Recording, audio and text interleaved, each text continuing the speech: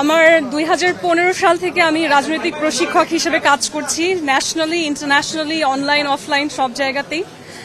এখন আমাদের সমাজে একটা প্রচলিত ধারা থাকে যে সৌন্দর্য এবং বুদ্ধি একসাথে থাকতে পারে না, যে কারণে অনেক সময় মানুষ মনে করে যে যেই নারী দেখতে সুন্দর তার হয়তো জ্ঞান বুদ্ধি নেই, কিংবা খুব সিরিয়াস ওয়ার্কের জন্য মানুষ চায় নন গ্ল্যামারাস কাউকে।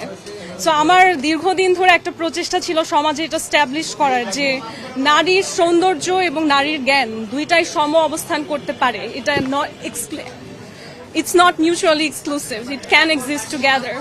তবে রাজনীতিতে এসেছি কারণ নিজের সাথে আমি চরম অন্যায় হতে দেখেছি। আমি আমাদের কান্ট্রির যে ললেসনেস সেটা নিজে পর্যবেক্ষণ করেছি, এবং আমার দেশ কেমন করে আসলে তৃতীয় শক্তির কাছে বা বাইরের কোনো শক্তির কাছে নতজানু হয়ে যায়। নিজের দেশের নাগরিকের অধিকার যে আগে দেখতে হয়, সেই জায়গায় আমার স্টেট সক্ষমভাবে দাঁড়ানোর মতন অবস্থানে এখনো আসেনি বৈশ্বিক জায়গায়।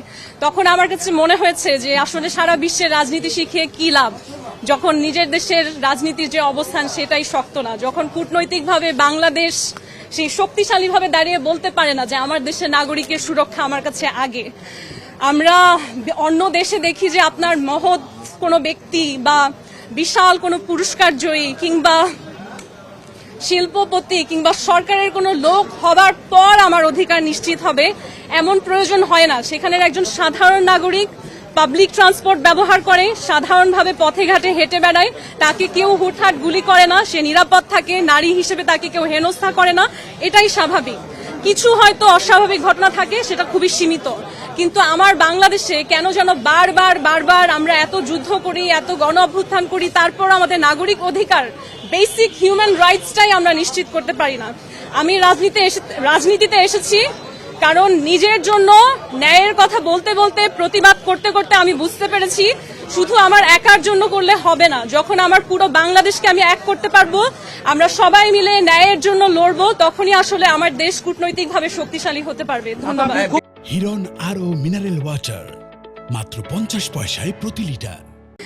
রাজনীতিতে আমরা কেউ আসি যাই না, রাজনীতির মধ্যেই আমরা নিমজ্জিত থাকি।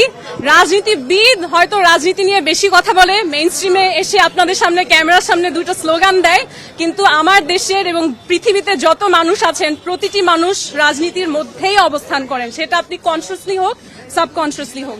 এখন হয়তো আমি যে নির্বাচনে লড়ছি সেটা আলাদাভাবে আপনারা অবজার্ভ করছেন, আর নির্বাচনে যখন লড়তে এসেছি জেতার উদ্দেশ্য নিয়েই এসেছি। কারণ আমি যদি না জিততে পারি তাহলে সেই অ্যাডমিনিস্ট্রেটিভ ক্ষমতা যেখানে আমি দেশকে বদলাতে পারবো সেটা তো আমি অর্জন করতে পারবো না। তাই আমার প্রধান লক্ষ্য সেটাই।